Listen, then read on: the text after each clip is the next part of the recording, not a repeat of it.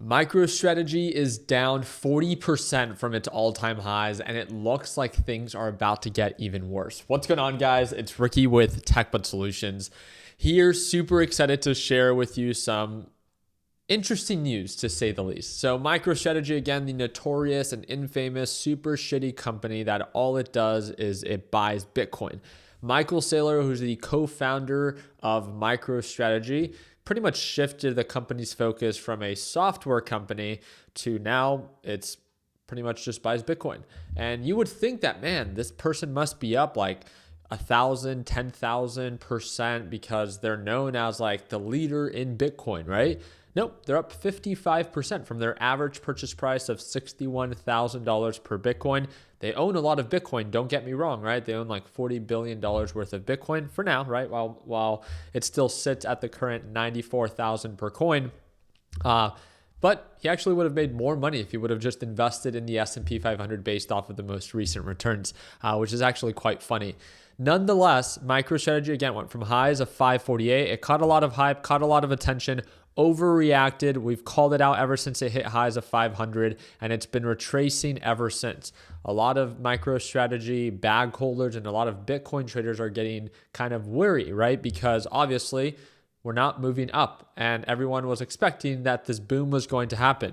It's down 40%. So what's next? Well, the one thing that I want to share with you guys very quickly is this was actually shared to me by someone on Instagram. And I thought it was quite interesting because it literally just talks about the fact that for those that don't know how MicroStrategy buys a bunch of Bitcoin, MicroStrategy borrows against their investors at 0% interest. So Michael Saylor is just trying to find every financial loophole to be able to borrow and be leveraged against his investors to be able to use that money to buy more Bitcoin. Now, although that might be maybe a good idea during a bull run, we all know one thing, and that's that Bitcoin doesn't rally forever. That's not an opinion, that's a fact, right? If you ever have looked at the history of Bitcoin, is Bitcoin bullish long-term? Sure, right? If you look at where it started and where it's at right now, but every single time that it pumps, it always dumps.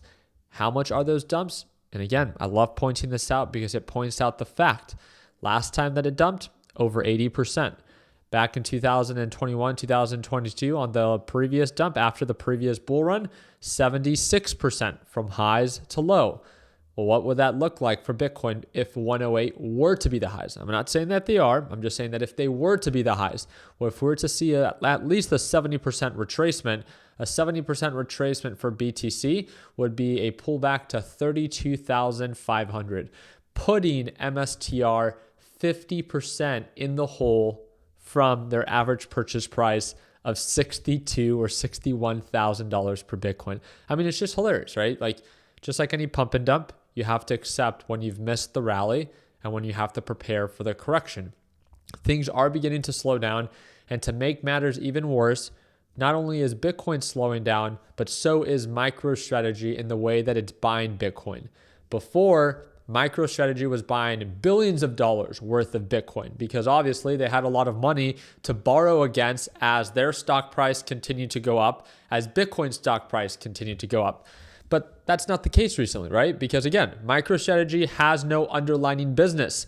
All they do is buy Bitcoin. And if Bitcoin's price isn't going up, and if MicroStrategy's price isn't going up, they're not able to borrow against their investors because there's nothing to borrow against.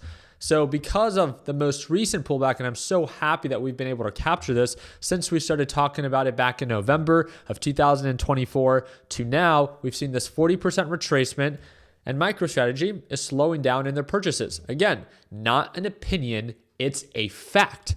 From 2.1 billion back in December, then they went to 1.5 billion. And then December 23rd, 561 million.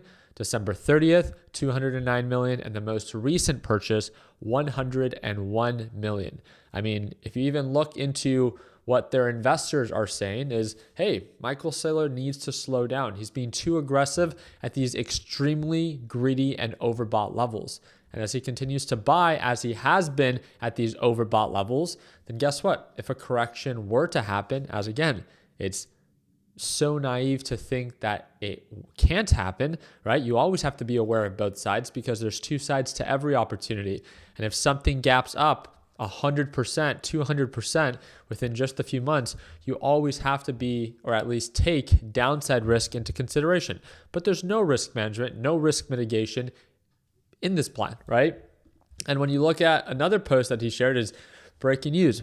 BlackRock Bitcoin ETF experiences massive outflow as investors rush to exit. We've been talking about this for the past few days as well. BlackRock has been hinting on the idea of liquidating their own Bitcoin, right? Bitcoin's BTC ETF recorded additional withdrawals totaling over $583 million, making it the second largest outflow in history. As predicted, investors are exiting as quickly as they entered, showing a clear shift in trend. We are in the early stages of a bear market. Now, again, there always has to be some form of trigger that sends Bitcoin falling.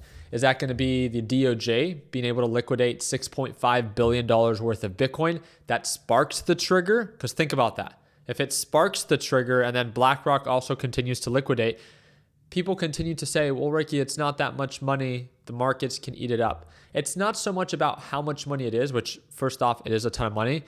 But on top of that, you have to remember when they originally purchased, when Bitcoin hit highs of $108,000 per Bitcoin, the whole reason that it hit those highs were because specific milestones were met. If that was the Bitcoin ETF was created, BlackRock investing into Bitcoin, whatever the case might be, those were specific milestones because very credible people or institutions began to accept this cryptocurrency. But now if those credible institutions are pulling out, then again, it's not about the money, it's about the action, the lack of credibility. If they're pulling out, then so will others. And think about this. What was the downfall that we saw last time when we went from highs of 69,000 that went to lows of 16,000 or 15,000? I'm not even sure what lows it hit of. What happened? Well, there were these platforms like FTX and a bunch of other crypto trading platforms that were over leveraged. They were misran, over leveraged, and at extremely overbought levels, just like many crypto traders are. All they are trading on is margin. And if they pull back in even the slightest way, so let's say the DOJ and BlackRock continues to sell, it causes Bitcoin to drop below 90,000. What do you think is going to happen there? Okay, well, if we drop below that major support, we could potentially retrace to 80,000. That's not far-fetched. That's also not a crash. That's a pullback, right? That's the stepping stone.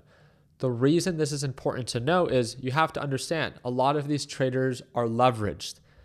And from the highs of 108, if we do retrace to even 80,000, that's a 24% pullback. These idiots are going to get margin called. And that's the same thing that happened last time. Everyone loves to talk about, no, it's going to go higher, it's going to go higher. And sure, if people only invested with the dollar amount that they could afford and that they could tolerate, and that was actually theirs, then yeah, they wouldn't get margin called because they actually have the money in their account. But when they're trading and investing with leverage and borrowed money, and then there's a retracement, let's be honest, crypto traders are idiots. They don't know how to manage and mitigate risk. They don't know how to manage or mitigate their position size, which is why when pullbacks happen, they are forced to liquidate because they don't have the money to cover that margin call. It is common sense. Just like every pump and dump, again, leverage and margin is supposed to be used as a vehicle to accelerate your gains, not put yourself in a risky position with no progress that could potentially go against you. Leverage is an incredibly risky instrument when it's playing against you. You should never, as a beginner, be trading on margin or trading on leverage, especially when there's no signs of progress on the upside. It is simply common sense. So again, not only are we seeing lack of progress on Bitcoin, not only is Bitcoin ETF experiencing one of its biggest outflows, not only is the DOJ expected to liquidate $6.5 billion that it seized through the Silk Road and got the green light and approval for that, but also MicroStrategy, the biggest investor in Bitcoin, is buying less Bitcoin because they're running out of cash. I mean, no one can predict the future. We're not here to pretend that we can. All we're saying is, hey, there's some red flags that are being waved. Maybe we should pay attention to it.